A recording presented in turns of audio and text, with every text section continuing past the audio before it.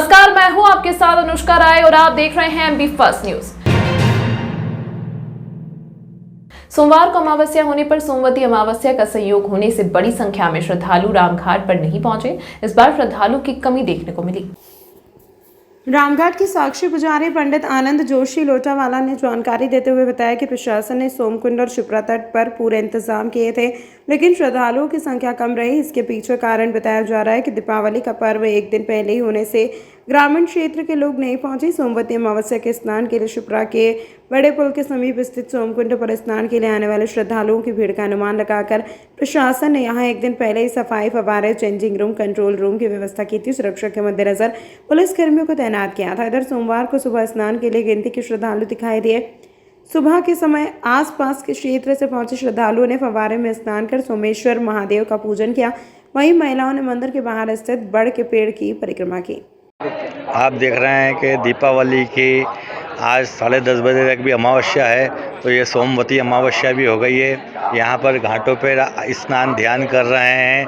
कल दीपावली का फेस्टिवल बनाया गया था, जो माँ लक्ष्मी का पूजन किया और कमल से उनको माता के चरणों में कमल का फूल भेंट किया गया।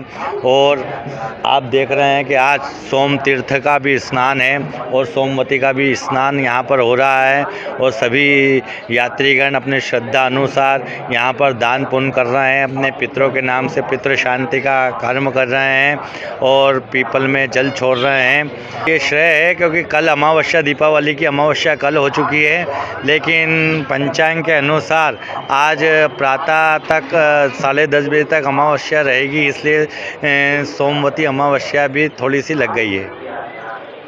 पब्लिक कम है क्योंकि पब्लिक को ये ध्यान नहीं है कि आज अमावस्या है, क्योंकि हर हिंदू कैलेंडर के हिसाब से दीपावली के दिन ही अमावस्या आती है और कल अमावस्या बन चुकी है। आधा दिन आज अमावस्या है, जो पंचांग में ये 2 श्रेय मिलने के कारण आज अमावस्या का नाम माना गया। पंडित लोटागुरु। उज्जैन से 76 किलोमीटर दूर पड़नगर तहसील के भिड़ावत गांव में दौड़ती हुई गाय लोगों को रौंदते हुए गुजरी। दिवाली के दूसरे दिन यह परंपरा हर साल निभाई जाती है। ग्रामीणों में मान्यता है कि ऐसा करने से खुशहाली आती है। गाय में 33 कोटि के देवी देवताओं का वास होता है। गाय के पैरों के नीचे आने से भगवान का आशीर्वाद मिलता है। मन्नत पूरी होने पर लोग इस परंपरा को निभाते हैं। इससे पहले वे उपवास रखते हैं और 5 दिन मंदिर में ही रहकर भजन कीर्तन करते हैं। इस साल गांव के 4 ग्रामीणों रामेश्वर चौहान, मोहन चंद्रवंशी, कन्हैयालाल, बंटी मालवीय ने मन्नत मांगी थी। परंपरा अनुसार दीपावली के 5 दिन पहले सभी ने 11 के दिन अपना घर छोड़ दिया। गांव के माता भवानी के मंदिर में रहकर रहने लगे। दिवाली के दूसरे दिन गायों के सामने जमीन पर लेटे गांव वालों ने ढोल बजाकर एक साथ गायों को इनके ऊपर से निकाला। गांव के उप सरपंच राजू चौधरी ने बताया कि दिवाली के बाद अगले दिन सुहाग पड़वा पर भिड़ावत गांव के ग्रामीण सूरज निकलने से पहले ही सदियों से चली आ रही गौरी पूजन की परंपरा की तैयारियों में जुट जाते हैं। सूरज निकलते ही मंदिरों में घंटियां बजने लगती हैं। माता का रूप माने जाने वाले गायों को स्नान कराया जाता है, सिंगूरों और शरीर को रंगा जाता है। इसके बाद गांव के लोग चौक में जमा हो जाते हैं। परंपरा पूरी होने पर गांव में जुलूस निकाला जाता है।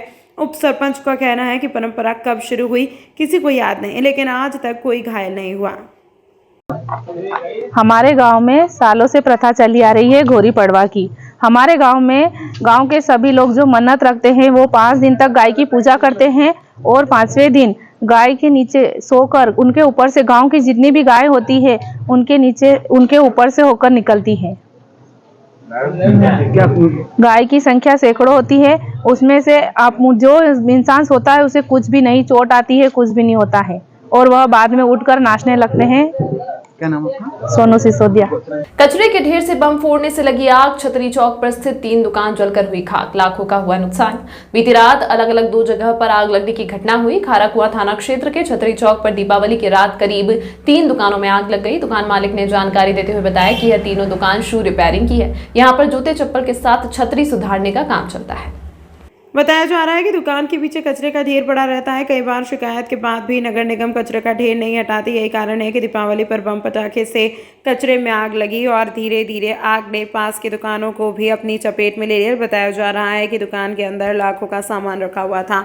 एक दुकान में करीब 50,000 से अधिक का नुकसान हुआ है। घटना की जानकारी मिलते ही फायर ब्रिगेड की गाड़ी मौके पर गई थी। फायर ब्रिगेड ने आग पर तो काबू पा लिया, लेकिन दुकानदारों को खासा नुकसान झेलना पड़ा है।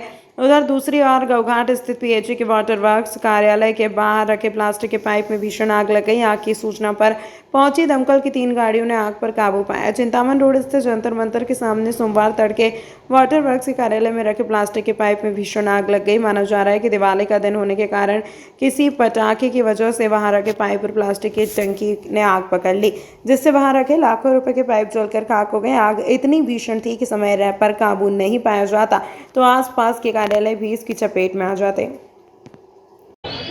कारण रात को का दुकान मंगल करी मैं रात को 7 बजे यहाँ से घर गया। घर जाने के बाद मेरे पास कॉल आया रात को 12:15 बजे, तो देखा आगे दुकान पूरी जल चुकी थी, पूरी दोनों दुकान, और गाड़ी खड़ी थी फायर ब्रिगेड गाड़ी, सब बुझा बुझू के चले गए। 12:15 बजे रात को दुकानों में आग लगी, 4 दुकान में आग लगी, 3 दुकान में आग लगी है।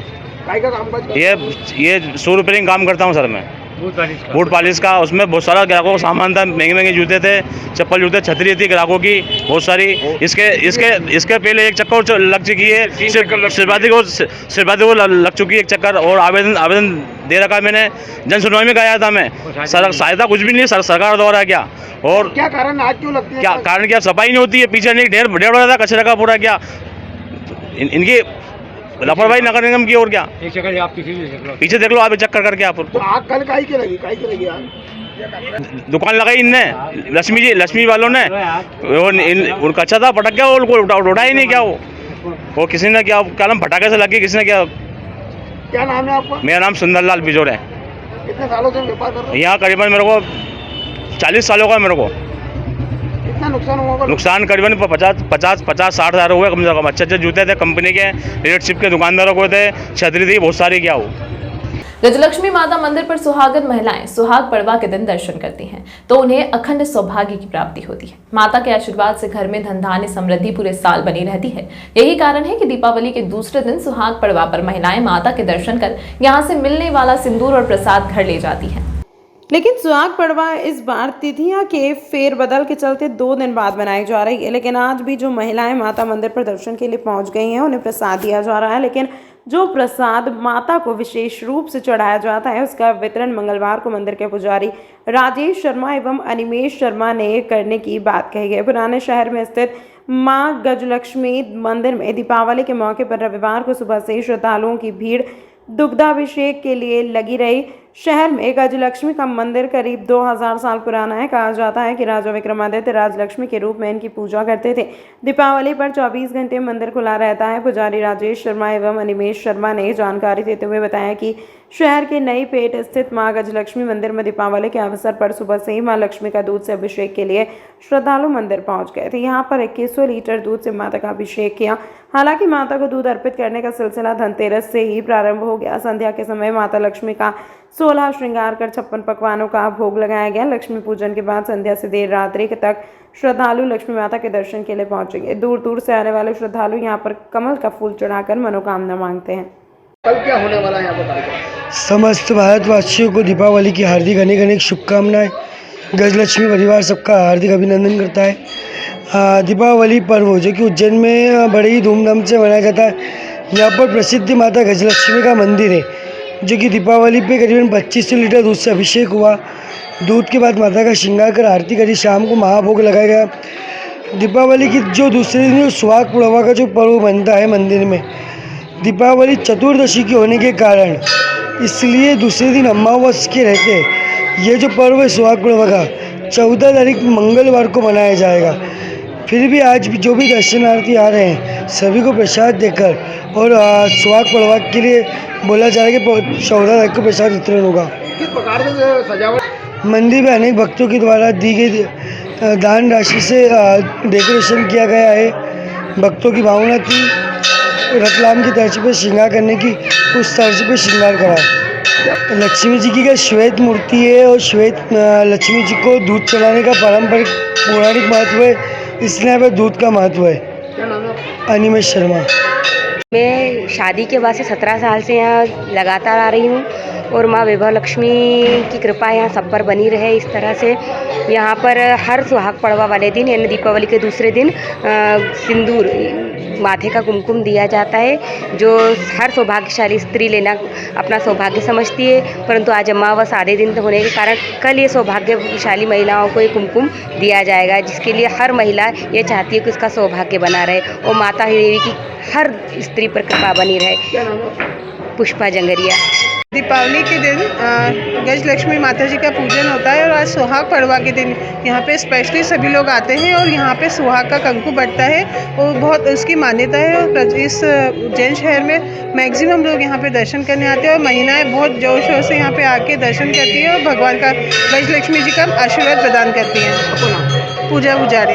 पितरों के लिए तारा और बारा की पूजा पूरे भारत में केवल उज्जैन में ही होती है। यह दीप श्राद्ध केवल ब्राह्मण कुल के लोग ही इस पूजा को करते हैं। दीपावली के एक दिन पूर्व इस पूजा करने का विशेष महत्व है। यह परंपरा पूरे हिंदुस्तान में सिर्फ अवंतिकापुरी महाकाल की नगरी पर रामघाट पर ही होती है। इस पूजा को दीप श्राद्ध बोलते हैं। सिर्फ ब्राह्मण कुल में यह पूजा होती है, जो कि परंपरा के अनुसार कई वर्षों से चली आ रही है। ऐसी मान्यता है कि ब्राह्मण कुल में श्राद्ध पक्ष के दौरान जिन लोगों की मृत्यु हो जाती है, उनके नाम से रामघाट पर रात्रि 3 बजे अपने पितरों के नाम से गन्ने की झोपड़ी बनाकर कलर में धानी और पतासे का भोग लगाया जाता है और दीप प्रज्वलन कर तारा और बारा की पूजा की जाती है, जो कि सुबह 6 बजे तक चलती है। यह पूजा चतुर्दशी के दिन की जाती है। पूजा समापन के बाद शिप्रा नदी में दीपदान किया जाता है। ऐसी मान्यता है कि यह पूजा करने के बाद पितरों का आशीर्वाद बना रहता है। परिवार में कभी किसी तरह का कष्ट नहीं आता।